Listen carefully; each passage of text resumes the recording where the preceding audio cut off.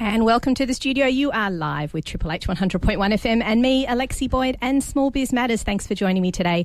This week, we've got a fantastic guest, one of our regulars, actually, and we're going to be talking about something that I believe is complicated, become more complicated, but she's here to assure us that it's not as complicated as we think. So what are we going to talk about today? Well, basically, policymakers, as much as we love them or hate them, depending on where you sit on the fence, are trying their best to ensure that employees are treated fairly by us as employers, as small business employers, in fact. But when it comes to government decisions, it kind of feels like for us that fair is actually complicated.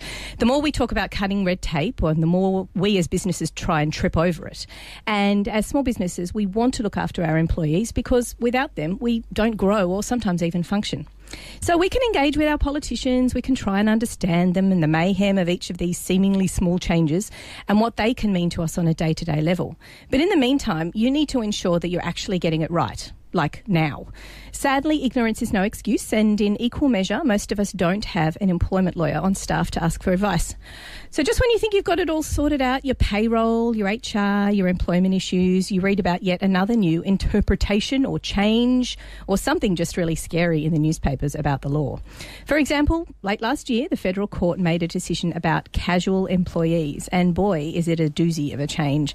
Luckily, we've got another great expert on hand. Michelle Archer has many years of experience working in the employment law field and is here to help us untangle this web of possible misunderstanding, or maybe just here to reassure us. Welcome back to the program, Michelle. Thank you, Alexi. Nice to be here again. So there was something that happened late last year which got a lot of hoo-ha. It got a lot of, got a lot of publicity in the papers and especially in the small business press about this casual employees are able to now come to us after a year and tell us that they want to become part-time. I mean, really broadly, that's what it kind of read to us like as small businesses. Yeah. It was a case that was decided by the full court of the federal court. So it's a fairly important decision. But it is, what it was about was a casual employee who said he wasn't really a casual employee. He was a employee that should be paid annual leave and other entitlements.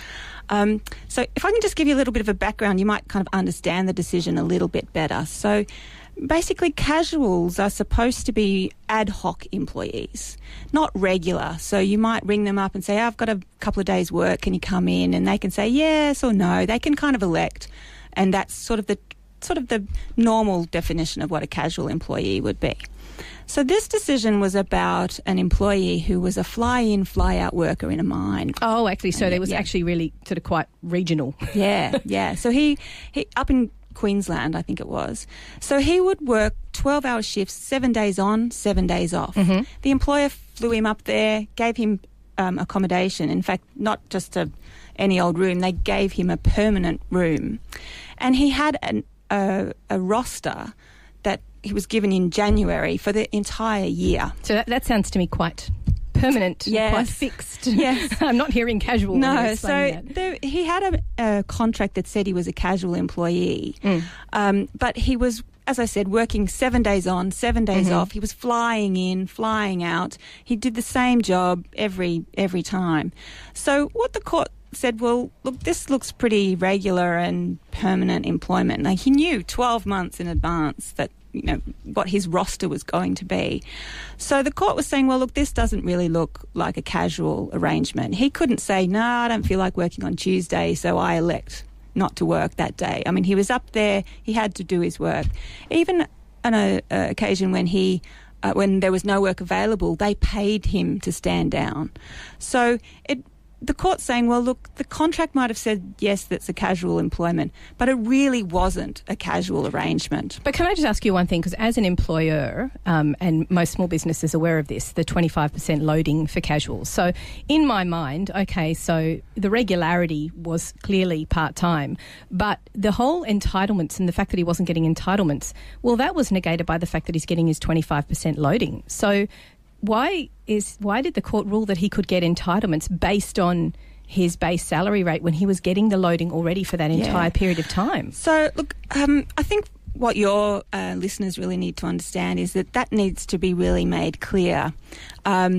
So if you get a base rate of, I don't know, $100 a day or something, you've got to define that well, $25 of that is the casual loading. Mm-hmm. Actually, that probably doesn't quite work out as 25%. But anyway, you're the better mathematician than I am. But, you have to kind of make sure that the contract sets out that, the base rate is X and 25% goes on top. Mm-hmm. So I'm not exactly sure what his contract said about the loading or whatever, but the rate is, if they've just stated a rate without sort of defining that, then that can be an issue as well. Mm-hmm. So you need to be able to say, well, the loading is defined. I'm not sure about what they did about the loading in that case, but if he's just on a rate without that definition, then, they would say, well, why shouldn't you get annual leave when all the other indicators are that you're a permanent employee? Yeah, so I guess what you're saying there is it needed to be quite indicative. We don't know what the contract was, but not only on the contract, but moving forward, is it important that it's indicative throughout the relationship, and that can be shown through pay slips, for example? Or contracts, or there has to be some kind of paperwork. I know how much you love the paperwork, Alexi. But not the paperwork. The paperwork, but not the paperwork. Yeah. So it is important to show that, and that's actually, as you can imagine, and I'm sure your listeners will have heard, there was a lot of publicity around this case, a lot of anxiety because he got paid a lot of money. He got paid huge amounts of money. I mean, a fly-in, fly-worker, we all know that they get paid well anyway. Yeah. So he wasn't employed for a long period of time, but so the business groups were very upset about the potential that they would have to start paying casual employees annual leave and other entitlements that they wouldn't normally get. What sort of happened over the last few years is increasingly, the more sort of traditional definition that I've explained of casual sort of come in on a very sort of semi-regular basis has really changed a lot. So a lot of people are employed very regularly and systematically on set hours and things like that, but they're still defined as casuals. So what the kind of publicity is about is that people suddenly realising, well, hang on a minute, we've called these people casuals, but they may not actually be. So it wasn't a huge shift in the law. It's really been a huge shift in that there are a lot more casuals or a lot more people being employed in these sort of arrangements than there perhaps was before. Yeah, that's quite interesting, because when you look at the statistics around employment at the moment, when they're talking about how many full-time jobs are being created, they're actually starting to break it down, like they never used to, into part-time, full-time, how are people being employed, and this whole issue of underemployment and the shift towards contractual agreements rather than being a contractor rather than being an actual employee. Do you think in the grand scheme of things, with all of these court rulings and policy decisions, that they're trying to encourage employers to take on more staff rather than having this contractor arrangement? Or do you think they're just kind of running around chasing their tails, trying to make sure that those relationships are more organised when you've got them? I mean, it sounds to me like it's almost a reflex reaction to what's going on in the market, which is people are becoming more and more fluid and becoming contractors and self-employed and wanting to consult. Yeah. Is this a Band-Aid solution? Are they just trying to fix it by, creating policies to make up for the changes in the workplace? Well, I don't think the court would be engaged in that. The court will just look at the circumstances of the facts in front of it and not kind of take too much of that sort of thing into account. But more broadly, I think there is a little bit of angst about the casualisation of our workforce, because obviously there is a lack of job security for the casual person. So that can be an issue as well. So on a broader sense, there's this sort of tension between, obviously for a lot of businesses it provides flexibility. They don't have to, they can sort of have someone come in for a little period of time, or they can have a good look at them on a casual basis, and they don't have to incur annual leave accruals and things like that. So, it gives them a level of flexibility that they want. But also, from the employee's perspective, it may not be such a good idea from a job security point of view, and it can marginalise some people in that they can't obtain home loans, or they can't get career opportunities and things like that. Or move forward, exactly. So it's kind of like in all cases you're going to have people who are doing the right thing, which is trying to employ people correctly, pay them the correct wage, give them the loading if they're entitled for casuals. But then you're going to have people who are taking advantage of the system as well and just saying, oh, well, if I make people casuals even though they've got a regular roster, I can suddenly get rid of them when business turns cold and I don't have to look at redundancy or anything like that. So look, after this case came down, there was a lot of, as you mentioned, a lot of publicity around it, and the Australian business. I think one of the figures was $8 billion of back paid entitlements to the economy. That was probably a little bit extreme. But also, the unions were defending the decision as well, because they are trying to push for more entitlements for their casual workers as well. So there's a lot of sort of tension between that.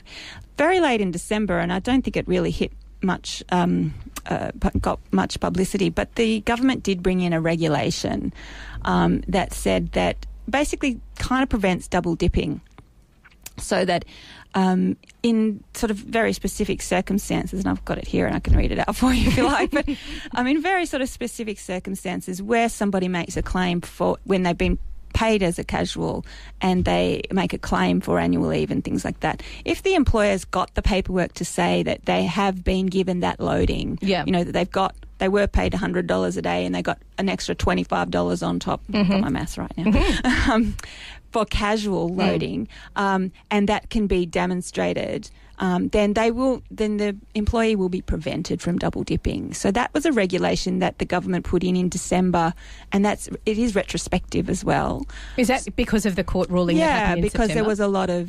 because there was a lot of angst around the decision. So, but why is that? Why does that even need to be there? I mean, to me, it's like, well, but that's the existing situation. If you've clearly indicated to someone that they are a casual, they can't go away and say, oh, hang on, I'm going to double dip now. I mean, why did it need some sort of regulation? Well, because the contract doesn't always save you, as it didn't in the WorkPack case, because the contract said he was a casual. But because of the circumstances around what he was doing, it was such a regular employment and there was all those other factors, the court said, well, look, the contract does say casual, and he sort of understood he was a casual, but really the real situation was that he wasn't. Yeah. So it kind of helps employers with that situation where, if they have got their paperwork in order and they have paid the loading, but, the court might say, well, look, the real situation is that even with all that, they are still permanent. Then the regulation helps with that situation. Understood. So, look, that's really fantastic to have heard in detail about what that court case. But let's take a break now. When we come back, I want to talk about what that means for everyday businesses on the ground in a practical sense, and also maybe going into a little bit about the actual casual employees and what you need to know to make sure that you're doing things properly as a small business. You're listening to Triple H 100.1 FM. My name's Alexi Boyd with Small Biz Matters. We'll be back after this. So today we've got Michelle Archer back on the program, and we're talking about employment law. Just before the break, we were talking about what seemed to be a very big, scary change happening in the courts back in September with a ruling for a casual employee who was able to claim, I think to the tune of 12 months' worth of entitlements, even though he had been deemed to be a casual and was being paid additional for it. But the court decided that there was reason enough for him to have been considered part-time. So really, let's look a little bit about the relationship that we as businesses have with our casual employees. How do you define that a little bit, and how do you make sure that you've got them set up correctly and it's very clear to everyone what's happening with that relationship? Michelle, you mentioned before the break that it's important to put it at least in the contract somewhere in writing. So is that enough? Is it enough to just deem them to be a casual and make sure that you're paying them on a casual award rate? Is that sufficient in your mind? Well, yes, initially it's obviously it's always best to document, and so everybody understands what they're doing. As I sort of explained, it won't necessarily save you if you're really not in a casual relationship with your employer. So it still needs to be of a nature where there's no set times and on and off. the Act refers to casual employees and also regular and systematic casual employees, which makes it very confusing. So, casual employees don't get annual leave, all those sort of regular entitlements. But if a person is able to show that they're a regular and systematic employee, they may, for example, get unfair dismissal rights that a casual employee would not ordinarily receive. So even if you're a small business, though, because aren't we protected from unfair dismissal if we're under, I don't know, what's the definition of a small business these days? No. So the Act provides that for a small business which is less than 15, so not 15, less than 15, staff, so 14 and down, and under, that in order for a person to claim unfair dismissal, they must have been employed for at least 12 months.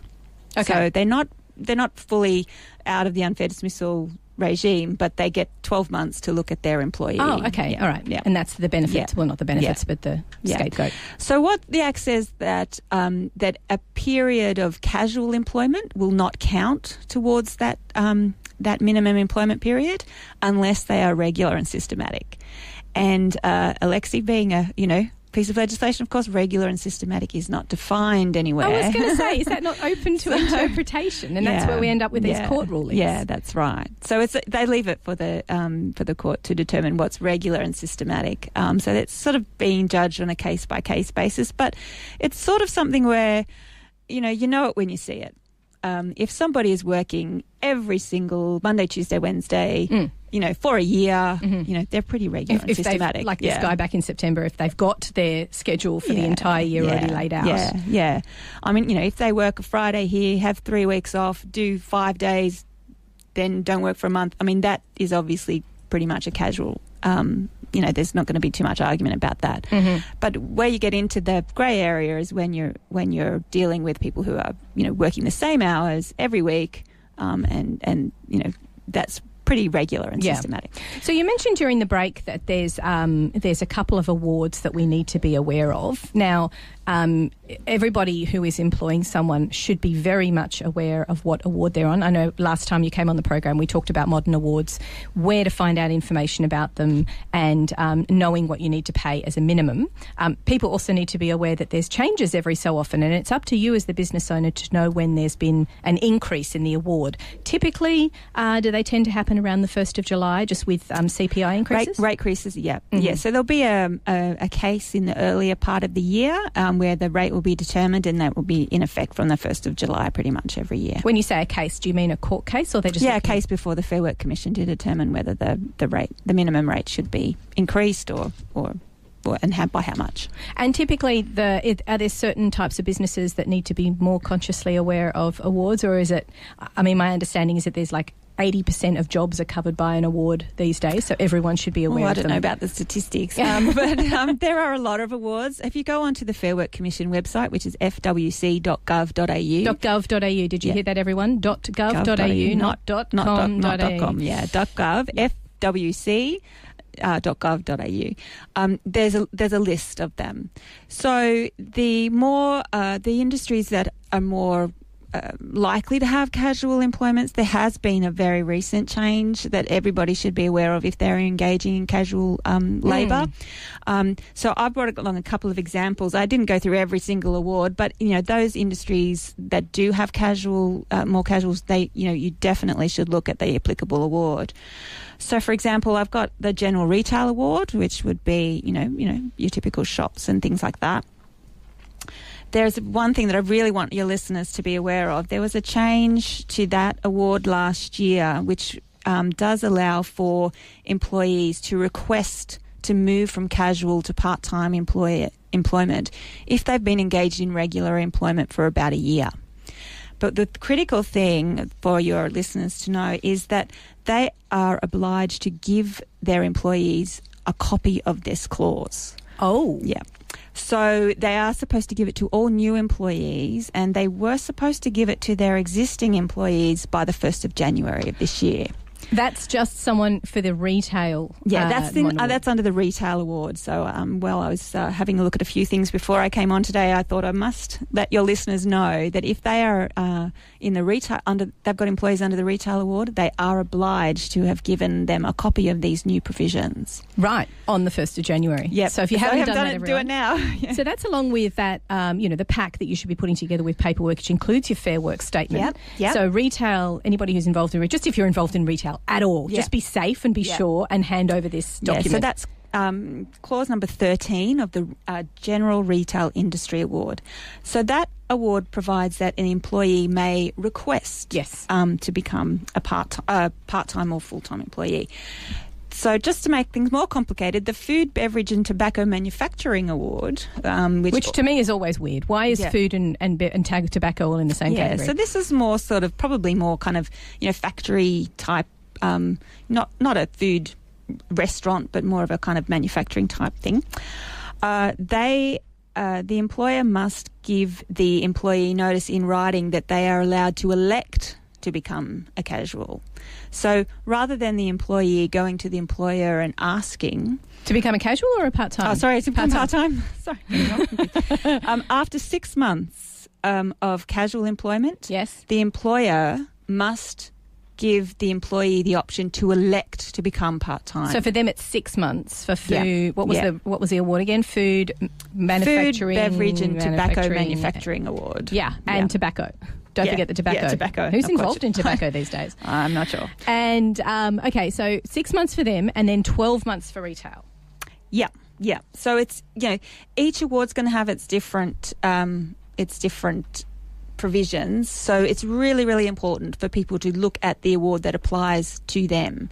I haven't gone through, there's 100+ awards. I haven't gone through every single one of them. But that covers a lot of businesses out there, doesn't it? That's just 2 examples of... so there was a case in the Commission last year where quite a range of awards where it was decided that there should be some mechanism for casuals to be able to move across to permanent work. Yes. So if you're in an industry where there are a lot of casuals, or even if you're just employing casuals, you should check the award that applies to your employees and make sure that you're adhering to any provisions you've got. How are you supposed to find that? Because that is such a specific clause that has been added in. I mean, these documents are like 40 or 45 pages long and you're supposed to find these changes that have suddenly occurred. What's the best way? I know that FairWork, for instance, they have newsletters that goes out and you can select which category of business you're in so you get the news as it comes up for your... Is that the best way to keep in touch with these changes? Look, I think there's a lot of business associations as well who will keep you updated on those changes. Professional associations, you've just got to have some method to check. You really need to keep as abreast of it as you can, whether you just fall into the habit of checking it every year. This one, unfortunately, happened after July, so even if you checked it in July, you wouldn't have been up to date with that requirement to have provided things by the 1st of January. So it's really tough. It's tough to keep up with it. I've got to say. I mean, the Fair Work Commission website is reasonably easy to navigate. The awards themselves, they'll pop up with a table and you just scroll down the table and hit casual employment and you'll find it all there.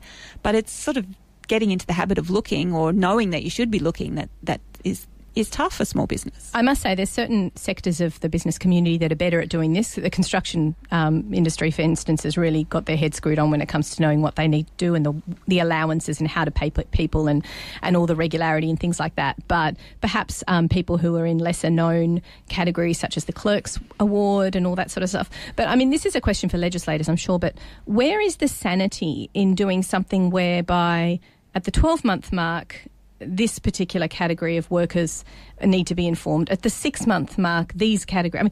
I mean, that doesn't make any sense. I mean, this is just me getting on my soapbox as usual, but it's really, for me, just do something in a blanket way. Pull your finger out and just go, this is what's going to happen for all businesses across the board. If you've got a casual, they have the right to come to you at the 12-month mark. I mean, to do it in such an ad hoc fashion really drives businesses crazy. I mean, that's a question I'm going to ask possibly Michaelia Cash later in the year if I can ever get her in here. But that for me that's where the difficulty is, I guess. Yeah, well... And you see the trickle-down effect of that. good for me, I suppose. Good for some sectors. Yeah. No, you don't want to be spending money on lawyers. Look, I don't have the answer to that, I don't think. No, the legislators need to have it. Different unions will have made different applications based on what they believe their workers need. The business lobbies will have made different submissions based on what they perceive their businesses need, and it's just kind of resulted in these sort of different changes. I mean, I did come across one even before all these changes, where I think it's the pharmacy award. They had a bit of changes last year, didn't they? I believe. Oh no, a couple. I think they've always had that. Basically, after you'd worked for a period of time, they were deemed to be part-time, where nothing had to be kind of communicated. They just were part-time after a period of time. Yeah, right. I'm not sure whether that's still in there or not. But it is tricky, and all I can urge is just, check. If in doubt, check. Indeed. Yeah. And and make sure that you're in touch with your professional association, because they are the ones that you're paying for this sort of education, and you need to be across as well. I don't know about you, Lexi, but I get so many emails, and it's so easy to just flick them. But, really, if you are in an association like that, they will give you a lot of information in their newsletters and things. So it is worth the, 30 seconds just to scroll through and see, is there anything in here that I need to know from my employees? That's true. Because they will give you a lot of information. Indeed. But it's easy to just, put them all into junk or whatever and not read them. Or just say, I'm going to read them. I'm going to put them in those to read later list. Look, I'm just going to grab another community service announcement break. But when we come back, I'd like to talk to you a little bit more about unfair dismissal and what small businesses need to be aware of. We touched on that a little bit earlier. Sure, no problem. We're going to be back in a moment after this community service announcements. And you're back in the room with Small Biz Matters with Alexi Boyd here on Triple H 100.1 FM and across Australia on the Community Radio Network. We are live in the studio today talking to Michelle Archer, who is an employment law expert, a guru, if you will. And just before the break, we were discussing the recent changes to, amendments, slight tweaks to the laws that occur in response to the courts. And I think that's an interesting process that small business should be aware of. You need to know what you're doing correctly and make sure that you're keeping abreast of any changes when you've got employees. That's very important, particularly with award changes and expectations of paperwork and things like that. But then if there is some sort of a court case, the trickle-on effect is that policymakers then might make another change in response to that court case, and then it becomes legislated and you have to do it. Is that in a really layman's terms the process of where I always get confused about where the court comes in. The court case comes in, makes a change, and then the legislators and the policymakers have to scramble to make any amendments. Have I got that right? Yes, look, sort of. I mean, I guess the court is interpreting what the act or the instrument that it might be looking at. So, for example, in the case we were discussing before, they were interpreting the National Employment Standards and whether or not that person was a casual for the purposes of the National Employment Standards. And they were also interpreting the enterprise agreement that applied to the particular employer. So what subsequently happened is that the government put in a regulation.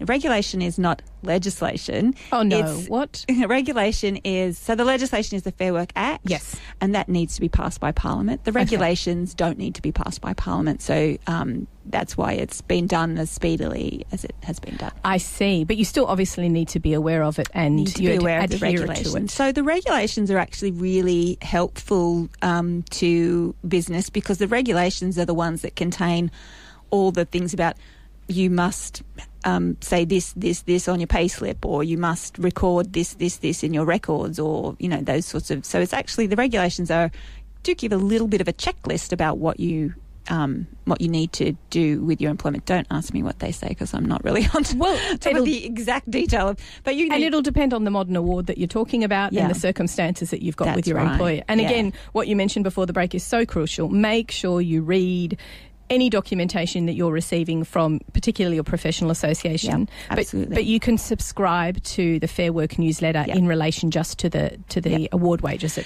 apply to you. One other point I'd just like to make really quickly on that as well, Alexi, is that the changes to the awards, for example, if the employee wants to elect to be a part-time worker or not, a lot of people will say no. A lot of people will want to keep their 25% loading, and they'll be quite happy not to get paid annual leave or sick leave. They'd rather keep the 25%. So you really need to document that. So if you've complied with the award and said, right, okay, you have to elect, then you really need good evidence to say, if they say, oh, no, I elect to stay as a casual employee, I want to keep my 25% loading, because that will protect you later on if they turn around and say, oh, no, I wasn't really a casual, I was a part-time employee. And does it have to be a hard copy that's inked, or is it sufficient to be an email exchange that is then filed somewhere? Oh, well, I don't really care as long as it's in writing. I mean, you know, lawyers love writing. We don't like verbal agreements. We like to have it all written down. So, you know, whatever the method, but what it needs to demonstrate is the employee's rejection of the offer to change. So it's, you know, it shouldn't just be a file note somewhere saying, oh, I spoke to the employee, and, you know, you want to give them something in writing and get them to respond to you in writing to say, no, I don't elect, or I do elect, or and obviously you would tell them the consequences. So as a blanket rule, is it a good idea that if you've got casual employees to have a look at that 12-month mark for each of them and just have that discussion, regardless of the award and whether it's the 6-month or the 12-month? Look, I think if you kind of take a really big picture view of things, and I know, you know, it might not work for the individual businesses, but on a big picture view, it's better that people, if they are genuinely part-time, that they are paid as part-time employees, and they do get that safety net of, you know, sick leave and that sort of things if something happens. So, you know, the casualisation of our workforce is a kind of, on a large scale, a bit of a problem. But, you know, it doesn't work for every business, and I get that, you know, they might not want to, they'd rather have the flexibility that casual work provides, but it's got some risks. And like with everything, when you do anything with your staff or with anyone really, just put something down in writing just to document. Yeah. But I just think particularly if you're getting an election or you're getting a decision from your employee about the status of their employment, you want to have something in writing from them, accepting or rejecting. In response to. Yeah. You don't just want to make a note to say, oh, I spoke to them and they said no. Yeah, make sure it's a bit more robust. Yeah, that would be my suggestion. So I just wanted to touch and finish off the program today with talking a little bit about unfair dismissal, because it's a scary prospect for small businesses. The threats are there that people who have been working with you for a long time can suddenly say, you know, if you turn around, okay, let's take an example of a plumber. He's got a casual worker who's been with him for 6 months. It's deemed casual. He's very much casual hours. It's not working out for perhaps personality reasons, and he decides to let him go. Is that a pretty straightforward case? I mean, I think small business owners are nervous about doing that because they fear unfair dismissal. So when do we need to be aware of it, and when do we have to be worried about it? Okay, well, in that situation, if they are purely casual and they've only been there for 6 months, then if they were dismissed, then they would not have unfair dismissal rights. So they, as I said before, if we're a small business, less than 15 employees. Yes, less than 15 employees. And that's a straight head count. It's not like if there's a job share, that's one person, it's 2 people. How many people are literally listed on payroll? Are literally on the payroll. Yep. So if they've not, first of all, if he's a casual, he doesn't have unfair dismissal rights. And second of all, they have to have been there for 12 months on a non-casual basis. So yes, in that circumstances, you would not, or you should not face an unfair dismissal claim. The problem can sometimes be that there is another claim that can be made that is not subject to those type of restrictions. And I'm dealing with one at the moment for a business where, unfortunately, the person has been rejected from unfair dismissal because they hadn't been there for the requisite amount of time, and then they've just gone off and lodged the other claim, even though they don't have that claim. But we've still got to deal with it. So what's the other claim? That's a very it's quite a specific question. It's what's called general protections. So it's more in the sort of discrimination type space. Oh, right. So if, for example, I'm trying to give an example. A woman tells her employer that she's pregnant and that she wants to take parental leave. Then the employer might say, well, I'm not going to give you parental leave and I'm going to terminate your employment. Then they have been terminated because they hold a workplace right and that's unlawful. So it's in that sort of more in that sort of area. But sometimes people who are not represented don't understand the difference and when you say not represented, meaning they don't have any legal counsel, so they're just kind of like flipping about trying to find a way to get back at their employer. Yeah, so they've been rejected from the unfair dismissal claim and they've gone and launched another claim which we have to deal with and say, well, you don't have this claim, you can't progress. But unfortunately the employer still has to have dealt with it. And when you say dealt with it, meaning they probably need to have legal counsel. It's going to cost them money to go through the courts. Is there a process of mediation before the court? There is, and that's, I think, something that's really valuable in the unfair dismissal space. The first thing that happens is, so it's set up to be relatively easy to access. So the employee can lodge the application online, and there's a small fee of $60-something. But what happens as soon as they lodge, the Commission sends the application to the employer, but they set down a private conciliation process. So that's the first thing that happens. The vast, vast, vast majority of cases will resolve at that point. Is that the same as saying mediation, a private conciliation? Yeah, okay. Yeah, it's the same thing. Okay. It's done over the telephone, so you don't even have to sit in the same room as your former employee or employer. That's good. Yeah, so there, you get a phone call from the FairWork conciliator. They, everybody has a chat in sort of telephone conference, and then the conciliator will speak to both sides privately. So it's a really good way of resolving cases quickly. And I think, I don't know the statistics, but there's like literally thousands and thousands and thousands of applications lodged, and very, very few go through to hearing. Most of them will resolve in that process or shortly thereafter. And I suppose, like all mediation, it's not binding because you don't then not have to continue on to court hearing if you wish, but it's all legally wrapped up and makes sure it adheres to everything and people are given correct advice. The conciliator doesn't give a judgment, doesn't say, okay, you're right or you're wrong. They're there to encourage the parties to agree to resolve the matters themselves. That's their role. But it is quite a valuable thing. And the other thing to remember as well is the maximum that can be recovered by an employee is 6 months' pay, and that's very, very rarely given. So if you kind of think of a bell curve, even in the successful ones, it's sort of, in the middle somewhere. It's not really, very rarely will they give the full 6 months. So it is scary, and I appreciate that no small business wants to pay out 6 months pay. Yeah. But it's not open-ended, and there are some protections built in for both sides. And everyone should be aware as well that the New South Wales Small Business Commissioner's website has advice there as well, and you can ask for not mediation, but you can ask for some advice from them when it comes to, I'm not sure if it's employment law, but it's certainly around commercial law and supplier versus client agreements and that sort of thing. Okay. The FairWork Ombudsman website is also very good if you've got questions about entitlements or underpayments or anything like that. What's the difference between FairWork Ombudsman and FairWork Commission? Okay, the FairWork Commission is like the tribunal where the cases are, disputed and dealt with. And the FairWork Ombudsman's role is more about giving assistance to mainly employees, I suppose, but also employers.